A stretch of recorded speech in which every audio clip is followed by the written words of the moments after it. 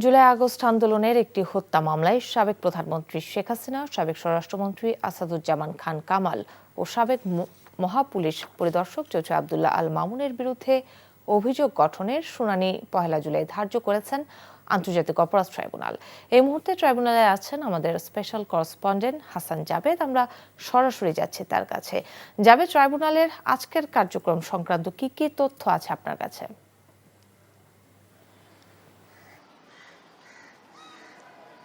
কাকলি, আজকে আন্তর্জাতিক অপরাধ ট্রাইব্যুনালে 3টি মামলার শুনানির জন্য দিন ধার্য ছিল।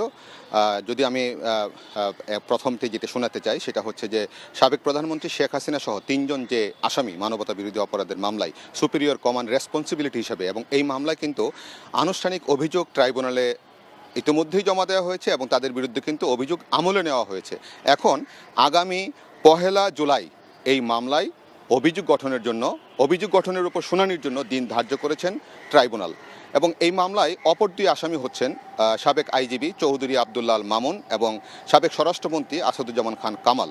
তবে 2 জন আসামি শেখ হাসিনা এবং আসাদুজ্জামান খান কামাল পলাতক আছেন এবং তাদেরকে ট্রাইব্যুনালে হাজির হওয়ার জন্য বিজ্ঞপ্তি কিন্তু ইতিমধ্যেই গত 17 জুন 2টি পত্রিকায় বিজ্ঞপ্তি দেওয়া হয়েছে, কিন্তু তারা কিন্তু হাজির হননি। এখন তাদের অনুপস্থিতিতে কিন্তু বিচার কাজ হবে এবং তাদের পক্ষে স্টেট ডিফেন্স লয়ার নিয়োগ দেওয়া হবে এবং 1 জুলাই যখন অভিযোগ গঠনের উপর শুনানি হবে তখনই আমরা বুঝতে পারবো যে শেখ হাসিনা এবং আসাদুজ্জামান খান কামালের পক্ষে কোন আইনজীবী মামলাটি পরিচালনা করবেন।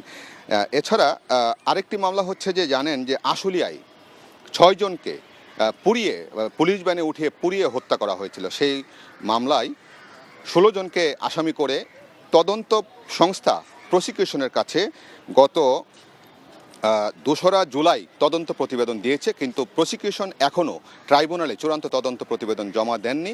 তারা সময় চেয়েছেন এবং সেই জন্য আগামী চূড়ান্ত তদন্ত প্রতিবেদন জমা দেওয়ার জন্য দিন ধার্য করেছেন। এবং এই মামলায় 7 জন আসামি গ্রেফতার আছেন, বাকিরা পলাতক আছেন। আর একটি বিষয় হচ্ছে যে গোমের মামলায় সাবেক যে আপনার জিয়াউল আহসান সেনা কর্মকর্তা তিনি আজকে উপস্থিত ছিলেন এবং এই মামলায়ও আপনার তদন্ত প্রতিবেদন জমা দেওয়ার জন্য 24 আগস্ট দিন ধার্য করেছেন আন্তর্জাতিক অপরাধ ট্রাইব্যুনাল। তো এই হচ্ছে আজকে ট্রাইব্যুনালের মামলার কার্যক্রমের সর্বশেষ। জাবেদ, আপনাকে ধন্যবাদ। দর্শক, জানছিলাম আন্তর্জাতিক অপরাধ ট্রাইব্যুনালের খবর। বান্ডেল থাকলে প্রতি সেনমানিতে টাকা বাঁচবে। বিকাশ সেনমানি বান্ডেল কিনে জিতুন প্রতি লেনদেনে।